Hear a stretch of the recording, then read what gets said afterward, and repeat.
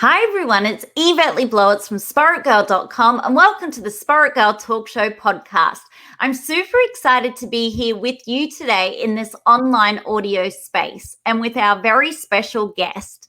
And her name is Sherianna Boyle, and she is a psychology professor, certified energy practitioner, yoga instructor, and author of 9 books.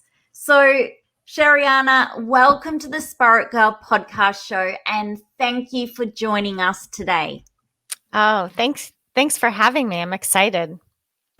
Can I say, first of all, congratulations on all of the books you have created, and especially the one that I've just read in Australia over the holiday break, which is titled Emotional Detox. Oh, thank you. Yeah, that one's special for sure.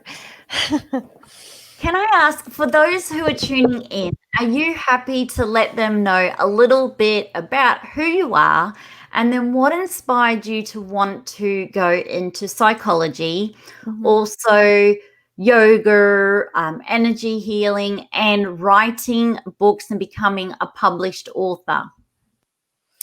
Sure. So right now, what I call myself is an emotional detox coach. And that really came from the creation of Emotional Detox, which that book is about.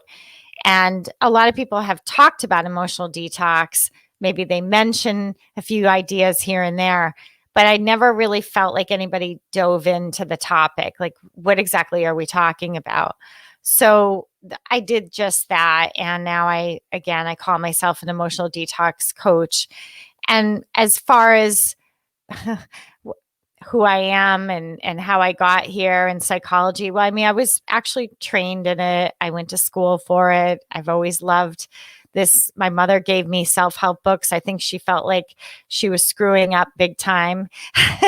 And she just kept handing me all these books about self-love. And I actually remember reading them, and I remember thinking, these are really helping me get through it. And so I was always drawn, and I think she kind of had a big influence on that. And our lives were challenging, like a lot of people. We went through a lot of hard stuff, and she went through a lot of hard stuff. My mother, she had a tough marriage, and a lot of stuff was going on, and so she really kind of brought that into the house. And so I went to school and studied it, and then I ended up being a school psychologist and working in schools and just working very hard, like a lot of people. You know, when you go to school, graduate school, and then you're working, it's such a hustle, isn't it? It's such you work so hard to get there, and then you have to work even harder because now you got there, and now you got to actually prove that you know what you're doing. And so what happened to me is I got pregnant with my first daughter. And I decided that I was going to take a leave of absence. And it was really during that leave of absence that I realized that I had really been going full force. And I felt like I'd been going full force, like a lot of people, for most of my life. Like I never really took a break.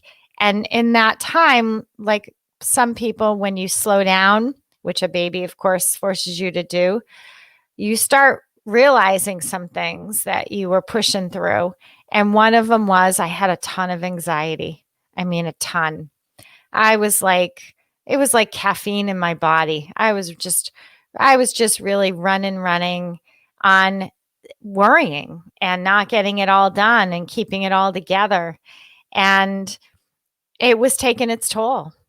So I started delving into the mind body and looking into things and trying medication, getting off medication, all that kind of stuff. And that's when my daughter was napping. I picked up a piece of paper and I just started writing, well, if it's not going to be this way, then how's it going to be? What's my life going to look like? How do I think it could be better? But I didn't write it just for me.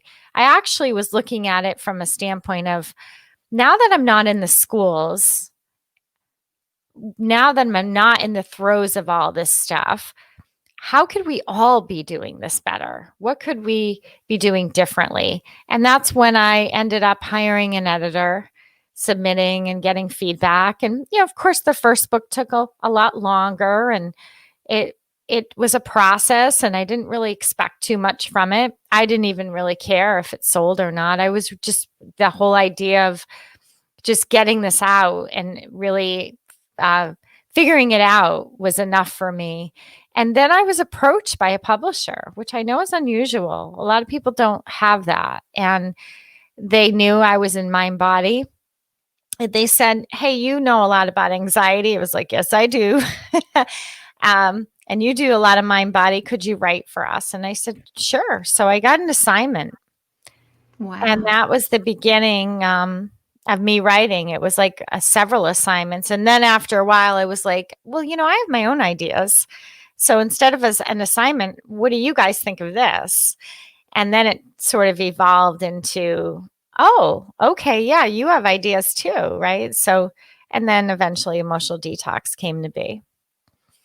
Wow, that is such an incredible story. And it goes to show you, like, I remember when the Mind Body Green platform launched, and it was revolutionary, where people could contribute and write, and it was giving people, writers, an opportunity, whereas before it was only very like magazine based, which was very difficult at times to even get into.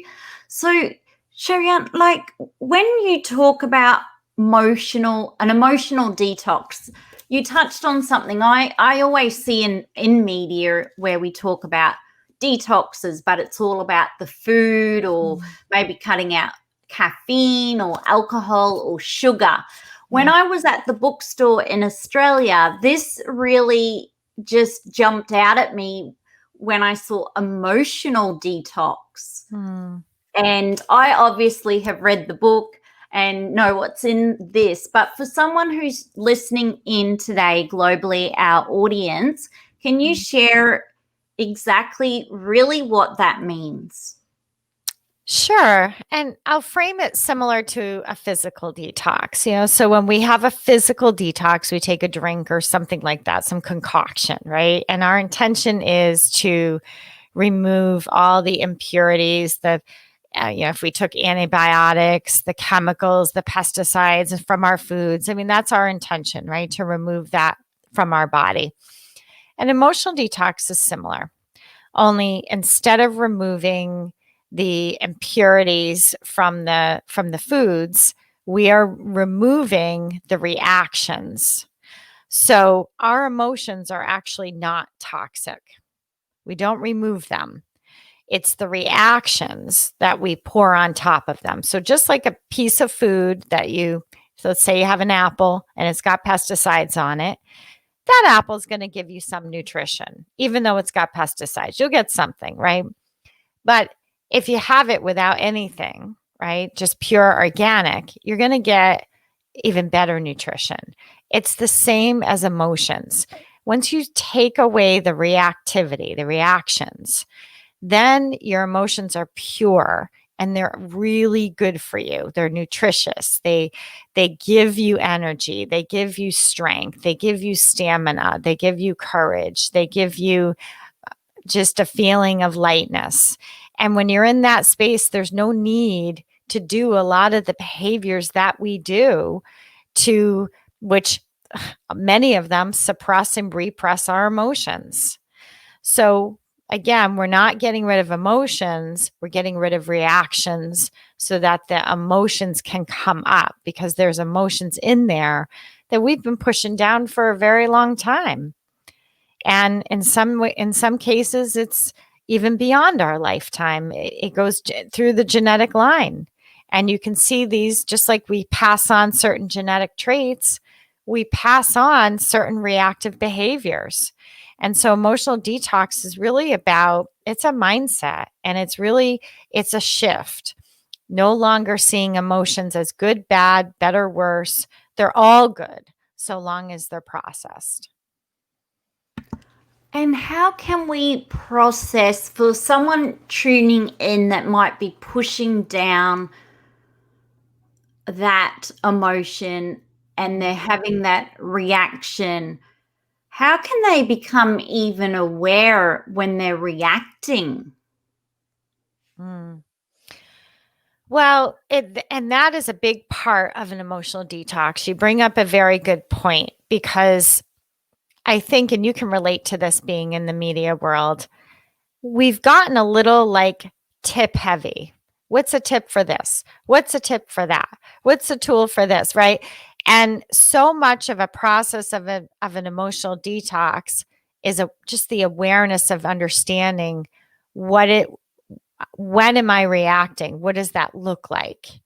And then giving yourself permission. That's really what you're releasing. So how do you know you're in a reaction? Well, you're probably going to feel tight. You might feel tense. You might feel edgy. You might be quick or impulsive. You might text or do something without thinking. You might feel protective, a little guarded, have a hard time letting your guard down. You don't really enjoy things too much, right? You might for a minute or so, but you might find that it doesn't last. It fades. And there's just sometimes you feel a little lost, or you don't feel, I lived in reactivity for a really long time, Yvette. I remember I wrote a book called Choosing Love. And that's a beautiful, beautiful book, because it really looks at all the myths about love and what we tell ourselves. But when I wrote that book, I was asking a question. And the question was, I don't feel love. People tell me they love me, but I don't feel it. Does that mean exists or it doesn't exist? And the reason I wasn't feeling it is I was numbing. And how I was numbing is I was keeping myself busy. I was telling myself this and that, and this had to be done. And I was also telling myself I was the only one capable of doing it. If I handed it off to anybody else, it probably isn't going to be worth it. It'll probably make my life a lot harder or more frustrating. So I might as well just do it myself. And then it would just you'd feel overextended. And that numbs you. You lose yourself in that. You do that long enough, and before you know it, you're not feeling much at all. And people can tell you, I love you, you're wonderful. And you're like, yeah, whatever.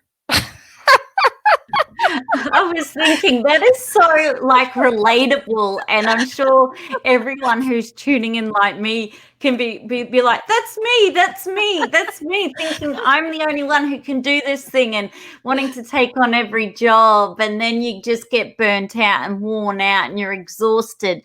And you touched on a really important thing there with modern technology and say social media.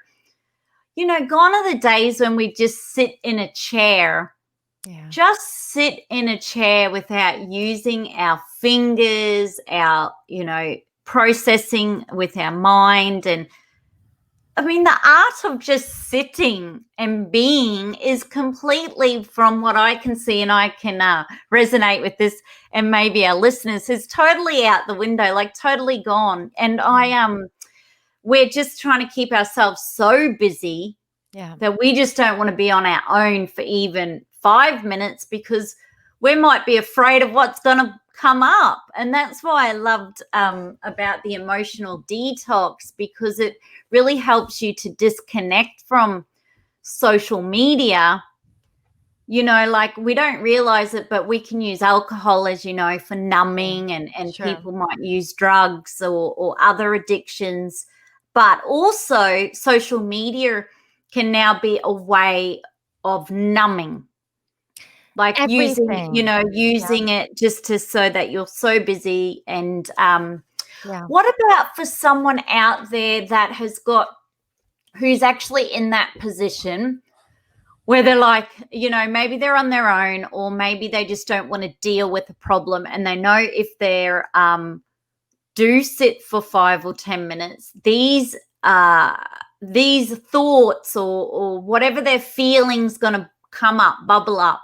Mm-hmm. How can they process that? Should they be doing journaling? Like, what's some rituals or a ritual from the book that they could try at home? So, so in the book, I talk about the cleanse. And, after I wrote that book, I wrote Emotional Detox for Anxiety, which you don't have. So what you have is sort of the overview, the foundation, which is a great place to start with the emotional detox. And emotional detox for anxiety give us more specific steps that people can follow.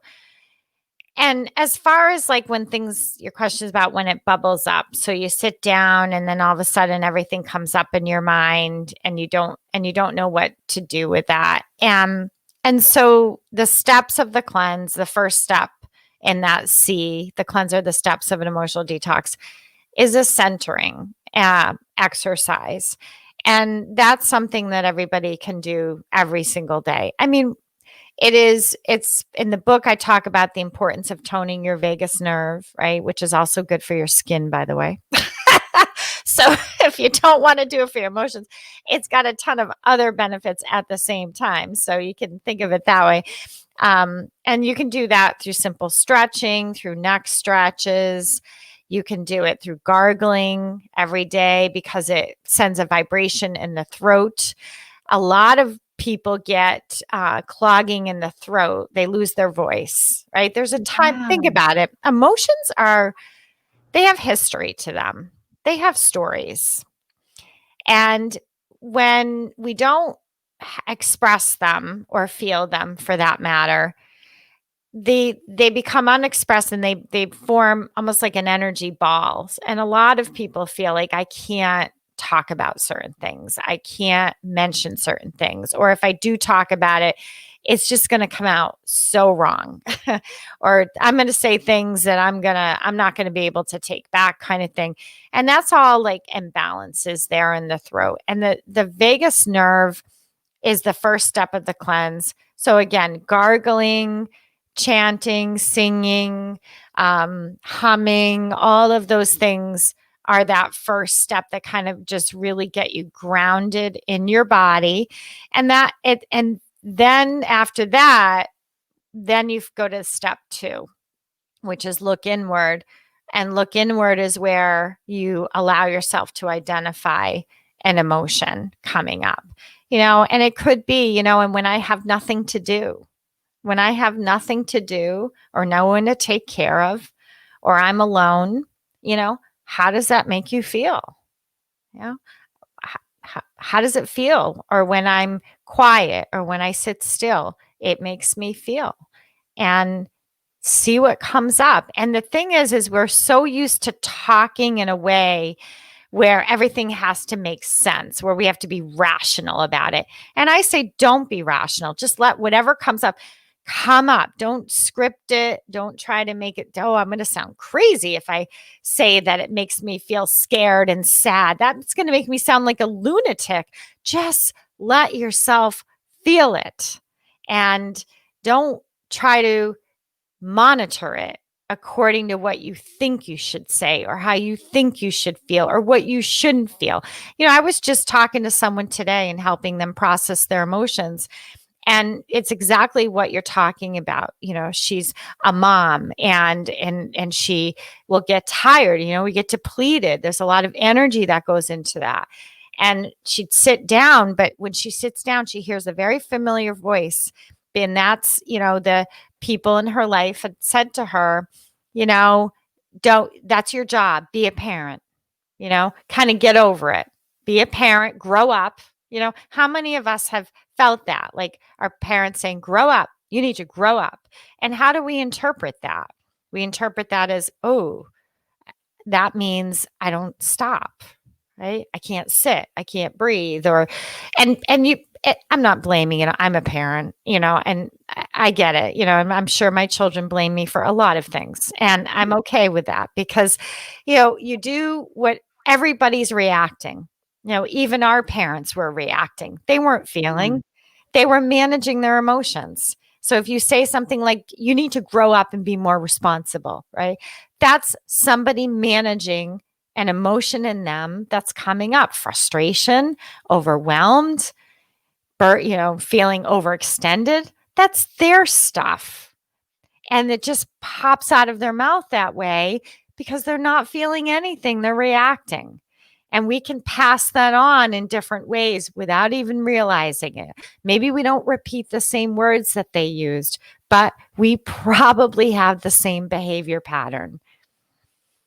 Yeah. And when people are, I guess, voicing their opinions, we can just take that on board, can't we? And then it becomes part of our thought process of like, oh, they said this and maybe I should be doing that. And people can get very confused because there's so many opinions, whether that be from their family or influencers or coaches or like everybody has an opinion. And if you listen to about 100 opinions, even in the week, you're going to be really confused when you're sitting there.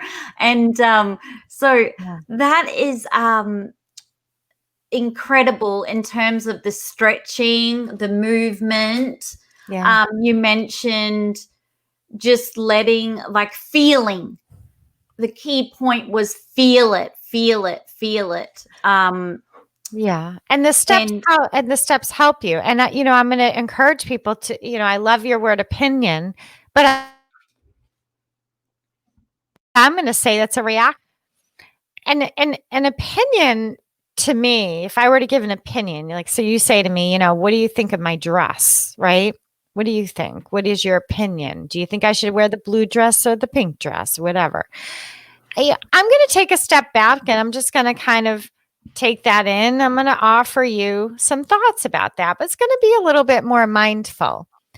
But if I'm just blurting things out, I'm in reactivity.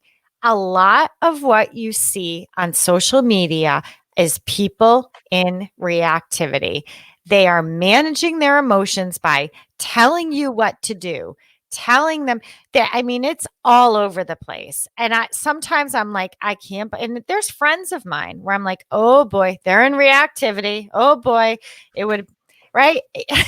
I'm like, I really get this. I'm like sitting here going, I'm having the aha moment when I feel, when you talk about reactivity, I feel this. So as an example, I feel that your election in the US has been the longest one in history. We get all the news in Australia, and then you only have to open a Facebook page and someone hates this person, someone hates that person, and someone will leave a comment, and then 50 people will attack that person, and it's like, where is the love? Where is where is the love? I feel like singing that song to everybody, because at the start of 2020, it was, we're all in this together. And from what I've seen over the last year, there's been a lot of reactivity. So I feel to our listeners, I get this now, reactivity. So if you say something and I don't believe in that, there's this, like, we need to then realize how to not, I call it attack, but react. It is an attack. An attack is a form of a reaction. So with that, a reaction is how we make the uncomfortable comfortable. That's how it's defined in Emotional Detox. Reactivity is how I have learned or trained myself to make the uncomfortable comfortable.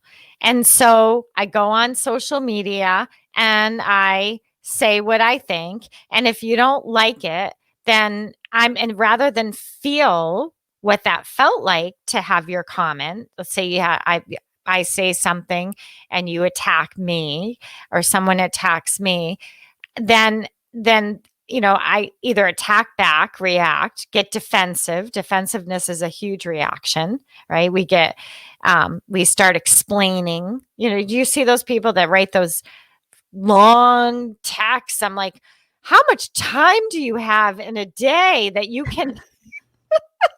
I know, I see that. It's like a big. And I just think they should get rid of the comments button altogether, because then no one would have their voice. At least they can just process their emotions at home. But like, if you want to watch people's if you like people watching and you don't want to get involved in the reaction game, you can learn a lot about how people are feeling or reacting, or like just by reading comments, because it's just like a world out there. But now, can I ask a couple of things? You talk about also in here about surrender. You talk a lot in the book about surrender. We hear this, surrender to it, surrender. For someone who's wondering, what are they talking about when they talk about surrender? Can you give them a little insight into how can we surrender something? Well, yeah, I know. Don't you have like that image in your head of like someone in a bathtub with all these like petals of flowers or whatever? But it's a feeling. I mean, so the way the cleanse is designed is every step supports the next. So we start with this first step, we go to the second step, acknowledge the feelings. By the time you get to that step, the surrender step, which is step 6, you will have no problem surrendering, because it's built. So you think of it like a movie. You have the beginning, right? Getting to know the story, and then you have the climax. And then all of a sudden you get the exciting part, which is the emotions are starting to move and feel. And then all of a sudden you're like, oh, okay, we're drifting. So it really is like designed that way where it's easier for people. But surrender is a choice. It is a free will choice. It's basically, people can tell you, feel your feelings, process your emotions, and I can guide you to that point. But ultimately, you are the one who walks over that threshold. You are the one that makes that choice to say, you know what? I allow this to happen in my life. I allow myself to release these reactions, which very often are part of a big pattern. So we have patterns of reactivity that happen, and they're very complicated sometimes. Very often they involve more than one person. The stronger the reaction, the more embedded those emotions are. So if I'm having a really intense reaction, it's probably because it's an emotion in me that I have had for a really long time, that I've been carrying and burying. And that's why it's so strong. It could even be genetic. So I always say, don't try to dissect and figure everything out, because you're a spiritual being first. And we have to remember that. We have such a history. We have beyond what you know. And you don't know. But the most important thing is to acknowledge that you're reacting, and to clear it, and to get yourself feeling, because you can't surrender what you don't feel. Think about it. If someone's ever says, let it go, just let it go. Okay, fine. I'm just going to let it go. That does not work. Okay. Who does that work for? You have to feel it. You have to feel it. But the steps before that provide that for you so that you're able to release and relinquish it. That, I was just thinking when you talked about that, how to let go. You're right. Like the let it go, let it go. And people go, I'm not letting it go. Like that person shouldn't have said that. And I mean, I think I've even been in that position in my younger self where I was fiery and like, no, I've got to get justice and I've got to be the right one, and like, no. So yeah, when you say surrender, it's over, Can we, we create obviously the ending or story. So we can make a mountain out of a, what's it saying? Molehill. Yeah, that's it. And we can say like, yeah, that was a really bad outcome. We have the power, however, don't we, to change the ending of the story. And to bring some, I guess, positivity or a better ending to the story. So if someone's hurt us, as an example, and you write about this in the book, even with your own marriage, and you feel hurt, maybe betrayed, you can, however, can't you, process that and forgive, accept it is what it is, but start over again. Can you share any light into that? So you open up about your own relationship there and how you had to work through things in your own life. Yeah. And you could have just said, this is over, we're done, and that be the end of your story. But you chose not to. You chose to, like, obviously do an emotional detox, process this, and change the ending of your story. So if someone's been hurt by someone, is it possible to surrender, forgive, and change, instead of hating them, not forgiving them, and then for the rest of your life, whenever their name's brought up, you know, those feelings arise of hatred or hurt, or it's possible, isn't it? Because you're living proof of this, that you can overcome challenges in a marriage. It is possible. I think that I had a decent base going into it. So what I mean by that is I had written Choosing Love, but I wrote that through a time that I wasn't feeling it, but I was doing the practices. So I was still doing, even though I wasn't there yet, I was doing things like for myself, you know, that self-care piece, meaning reading self-help books, doing some yoga, some breathing. I was practicing with energy and energy healing. And so I was always dabbling, and that does count. And for people that I work with, I do see a big difference as an emotional detox coach. You know, you're in the spot, girl. I see a big difference when men and women do take time for themselves. What I see is they're able to process and understand emotional processing much quicker. Whereas if you have somebody who doesn't ever do anything for themselves, it does take a little bit longer because they don't have any energy. It's like dry, you know, it's like going to the desert and there's no water and they are deprived. And I wasn't deprived. I still had some connection. I think social connection's important. Things like you're listening to your podcast. These things do make a difference in our lives. So by the time I'm always writing. So I get energy from writing. A lot of people will say, how do you write so many books? It's because it gives me energy. If it drained me, if I did it solely for, I got to do this, I got to write a book and I got to make myself look like this. If I did it from that aspect, it wouldn't give me the energy. It's fluid for me. So I always am writing, and you kind of find that thing, what gives you energy, right? What fills you up? It could be gardening. It could be, who knows? People have different things.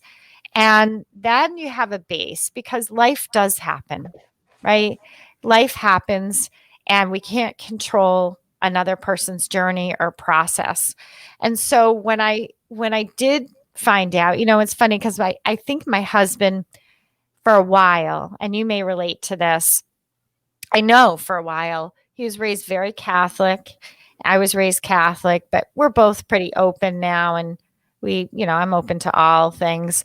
But I think for a while, he thought I was going a little cuckoo, to be honest with you. I think he thought I was, she's kind of like, why is she doing all this stuff all the time? I'm going to workshops, doing this, reading this.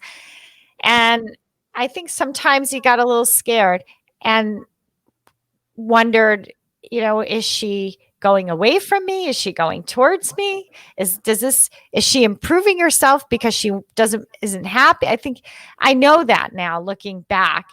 And so then when everything happened with he and I, that's when I think he realized, wow, everything she's been doing for the last 10 years or so, every yoga class she went to, there's something about with all of that, right? When you take care of yourself, because I can't believe that my wife is able to be this person in this situation.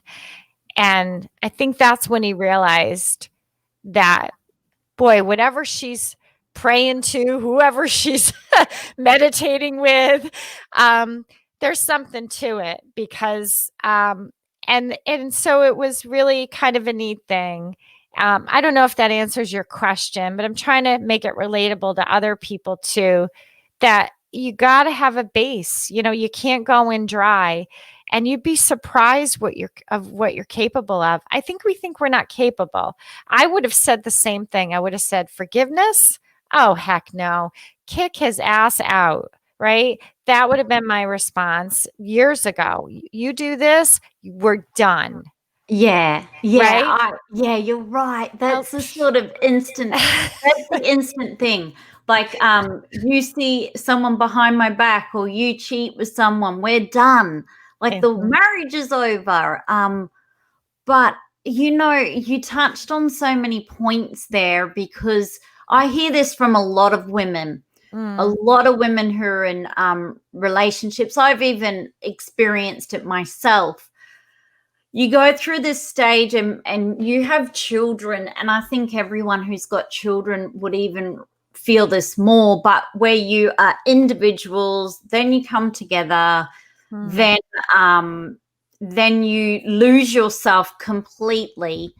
Like, you're just, I'm his wife or partner or whatever, and then you're trying to find yourself again, and then your partner's like, they're not that into me, they mm, don't care about me, they're spending all their time at yoga, or reading books, or like, they're going walking. Like, I know a lady who's always at the gym, and her husband or family will be like, why is she always at the gym? mm, Like, she shouldn't be at the gym. She should be at home with her husband and children, and blah, blah, blah, and all of this mhm, conversation and conflict goes on.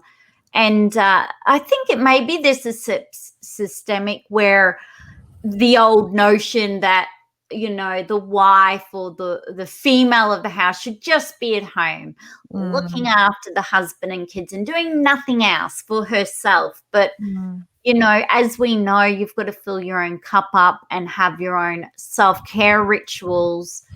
And mm, you need to have someone, like you said, your husband's now very open to how good yoga is, and how amazing practicing self-care is, and how important it is. Does he mm. now do self-care rituals as well, to look Well, after himself? we always did. We always were a couple that exercised. That was always part of. So yes, he has what he does. I think the difference is he understands really through me, because we were in therapy for quite a while, and that was lovely, and I'll never, it did its thing. However, there was a point where I did say, I'm not doing therapy anymore. And I remember him saying, really? You don't want to keep going? That this is what you wanted. And I said, no, I'm not going anymore. I can't do it. And it was really because I had done so much research on emotions, and I had learned so much that it felt, it got to a point where it felt counter what I was learning. And I went home and I said, I'm going to see what's coming up in me, because I'm feeling like I need some direction here. That's when I sat down and really, asked for guidance. And I was in the process of researching for emotional detox. And that's when it really started to channel through. And it's almost like I needed to just hit a wall. And I asked, what's this going to be about? What's this book going to be about? How are people going to go through this? And I started to channel the cleanse and get the steps and practice them. So my husband knows how to process an emotion, is my point. I've cleansed with him. Wow. We've cleansed together. He has an understanding. It's not that we sit there, we're not perfect. We actually do more for ourselves than ever. It's not like I even spend more time with him. We're so incredibly strong. I don't need to worry about that anymore. But it's the matter of that he understands now what a reaction is. He understands how to feel and process an emotion. I know he has those skills. Once someone has the skills, it's a game changer. A lot of what happens between people is they just don't have the skills. And you also realize that so much is, yes, you grow apart. Children can definitely do that. But a lot of it is unresolved experiences from our own childhoods, from trauma and things like that, that we never allowed ourselves to feel, that we never fully processed. I'm older than you probably, but,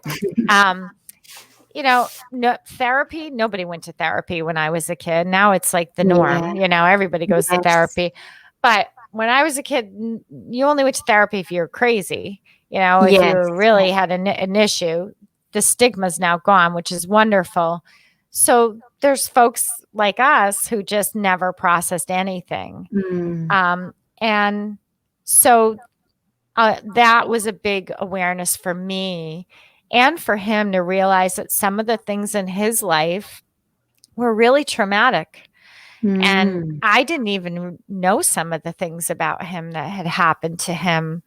Wow. So I got to know, and he didn't even realize that it was, abusive, traumatic, things that are not okay to happen to someone. So it just changes things when you understand what happens to someone. Amazing you can be married to someone for almost 20 years and not know. Yeah, isn't that incredible? Because you keep your darkest secret, or you don't want to revisit that dark moment or that time. But like you say, it's still coming out. Financially, if we were a kid and our parents struggled with money and there was anxiety around it or fighting or, that I feel like, say, in COVID-19 now, where people are scared about losing their jobs or money, a lot of that reaction too can be coming up from your childhood, that anxiety and that stress on top of the current climate. That's what I was going to ask, Sherianna. You mentioned at the start of this show also about anxiety. And conscious that there are probably so many people tuning in today and maybe having relationship problems, maybe feeling really anxious about COVID-19 and what the future might hold. What are some things that you would recommend if you're feeling really anxious? You are reacting. It's not anyone else's fault. It's not your partner's fault. It's not your children's fault. It's just a reaction that's coming up. You might be snapping at them, you just aren't in that great space and you're just constantly worrying. And the worrying is taking over. What are some tips for someone feeling anxious? Sure. I mean, a couple things come to mind. Again, if when energy goes down, anxiety will go up. So that's the main thing. When energy goes down, vibration goes down, triggers and anxiety will go up. Thinking will increase. So you want to bring more energy into the body. So how do you bring more energy into the body? There's simple ways like breathing you hear a lot about, but you want to connect the intention to the tool or the strategy or whatever you want to call it. Because again, I don't want to do a tool as a way to cope with my emotions. And that's where emotional detox makes a shift. So a lot of people say, okay, I got to take a deep breath. I gotta, push this emotion away, or, get through it and cope with it, manage it. And we don't want to be managing or coping with our emotions. That's imagine if someone said that to you. Imagine if somebody said, I got to figure out how to manage Yvette and cope with her. I'd be like, what? Exactly. You can do that. It's like the ego would be like, yeah, it's insulting, right? It's insulting. You'd be like, really? Right? You got to do that. That's what we do to our emotions. Oh, gee whiz. No wonder we're like all reacting on social media. This would be like we're all coping with them. Yeah, it's disrespectful. It's disrespectful to yourself to turn to something as a way to manage something that's in you. And so when you decide to take a breath or go for a walk, do it to honor your emotions, not to manage them, but to be present to them, to create space to our emotions, just like you would create space for somebody in your life, right? Your child or somebody you love, and you would move over and maybe they're approaching the dinner table and you're like, come sit here. There's a spot, come in the circle. That's what you want to treat your emotions like. So yes, they show up through discomfort sometimes. That's wonderful. You got to be excited about the discomfort. They're there. Okay, you're here. And that's why I always say go to step 1, which is going to be toning your nerve, right? Which is you can do shoulder shrugs, neck stretches. There's hugging your knees into your chest. That can be a really comforting way to tone, yoga move. It's just like lying on your back and hugging your knees. That one. Yeah, that can be really nice way to tone your nerve every single day, or doing child's pose. That's another way because it's intersecting the abdominal area, which is a good way to tone that nerve. And so little things like that, just give yourself that hug. And then again, what is coming up in you, right? What's coming up in you to be felt? And don't try to make it sound nice, and don't script it. Let it come up. Don't worry how it sounds, or if it's a big emotion, little emotion, just let it come up, acknowledge it, take a breath, let it have some movement. And then you move to step 3, which is where we get that mantra in. And then we move to step 4, where we, and so we're really going through a nice little process that really ought to take you about 10 minutes. Wow. Yeah. And when we are saying, when we're breaking down the anxiety, and with really like, what am I feeling? Beyond that, we could be unleashing, we're feeling disappointment because we've had to cancel our wedding. We're feeling, fearful because, my mum's in aged care and I don't want to lose her. So, yeah, you know how we use the word anxiety for every worry and concern, but under that, when we spend time feeling, we can really unravel, can't we, exactly what we're feeling. Like there's just different, it's going to be different for every single person tuning in, like whether you're in London now in lockdown versus say us in Australia with sun and blue skies and it's summer, and some people in America who might be really upset or stressed about the election and what's going on over there. And, so everybody's at different stages and unique to them, isn't it? But universal, it's about the feeling again, isn't it? feeling It is the feeling. It's about, when I wrote a book called The 4 Gifts of Anxiety, and that book really talks about healing techniques, things that you can do for self-healing. But I'll always go to emotional detox, the feeling part.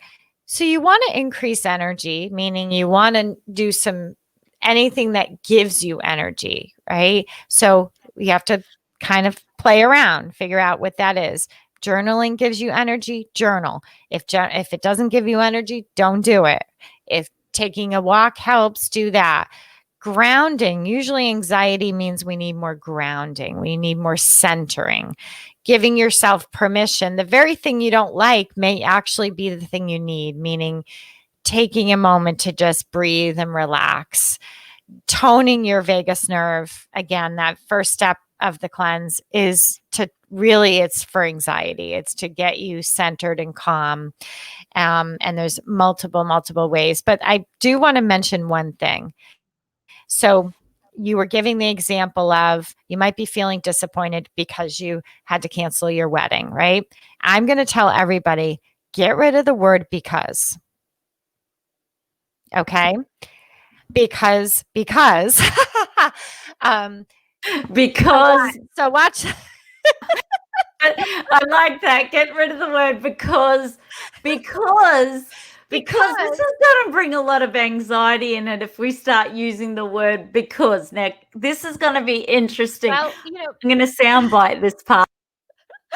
I'm going to reframe that, and I'm going to say you could cleanse the word because.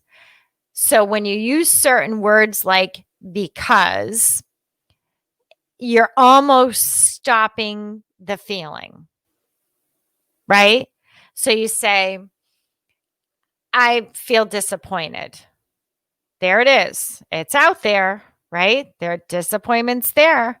Now, if we let it sit there for a minute, guess what's going to start happening to my body? What's happening to your body right now? Just imagine that. So I said, we're just imagining feeling disappointed. So I say that. Now notice how that feels in your body, Yvette, right? Yeah. And we'll get the listeners to tune into this. And this is going to be a good exercise. See how this feels in your body. Now, if I go say because what happens? I had to cancel my wedding. What happens to the energy in your body? It fades. Yeah, it's just like numbed it. It numbed it. It shut it off. Yeah, it just like suppressed that. It just suppressed that. Like, I'm so cool. I just had to, cancel, I feel disappointed because I just canceled my wedding, but it's okay. I'm fine. I'm just going to wait for, when it can happen, but really deep down, I'm not fine. Like. It's the pauses. And we're so quick to, it kind of reminds me of lighting a candle. The disappointment was there. There was an opportunity for you to just be present. Then you blow the candle out. It's like, oh, what happened? I thought we were going to feel a feeling here. Oh, I guess we're not. Yeah. That's a great what because does. Yeah. Yeah, that is so true. So we don't have to do the because we're all doing the because I used to do this and because I used to be here on this day. And then we're still just feeling numb. I'm wondering if we've got to stop comparing to the past even. Like, I'm finding if I compare my now, so today, then if I compare my now to what I did this time last year, it'll always be because. It's always because I used to do it on this day at this time, like so many people must be feeling this. They might have went to the gym at this day on this time and they've done it for the last 3 years. Now, because of COVID-19, I can't do that. That's right. But then so that's a really good way. We're going to reframe. we're nearly going to throw the word out because we throw the word out because get rid of because this year and go this year. I do not go to the gym. That's it. Stop talking. I work out at the gym. I now work out from home. You know what? We talk too much. Yeah, exactly. I was just looking at the time thinking we'll have to wrap up this show. I mean, I could talk to you forever about your incredible book. Well, have me back on because in next October, I wrote a book with 135 emotional detoxes. We can actually detox on the show. Oh, So that would be fantastic. Yeah. We want for everybody who's tuning in, you can grab a copy of Emotional Detox. You've got the 7 steps to release toxicity and energize joy, because there's so much in there about joy, which we will get to in the next show. And how can our listeners now, our beautiful Spirit Girl podcast listeners, follow you on social media and learn more about you through your website? What are the best sites to hang out with you after this show and to learn more from you? Sure. My name is SheriannaBoyle.com. So that's my website. And my Instagram is Sherianna.Boyle because I messed up the first time. So you have to put the dot, Sherianna.Boyle. And Facebook is author Sherianna Boyle. And then I have a website called CleanseLife.com, which is where all my yoga videos are. So I record them and make them available for people as well. I know you are so incredible. And thank you again for sharing your book, your books, your story, your tips. It's been hilarious. Lots of fun. Who would have thought talking about our emotions in a global pandemic crisis, which just makes me think that this year maybe we do need some more joy, laughing at the lighter things and finding fun and happiness in a really crazy, chaotic, dark time for some, but hopefully this show has created some light for our listeners. So thank you again, Sherianna Boyle, for joining us on the Spirit Girl podcast show. Be sure to subscribe to the podcast show, to leave a 5-star rating and review, and to tell someone you love too. And we will see you on the next show. Super grateful. Love you all to bits. Together, let's feel good from within. Bye for now. Bye.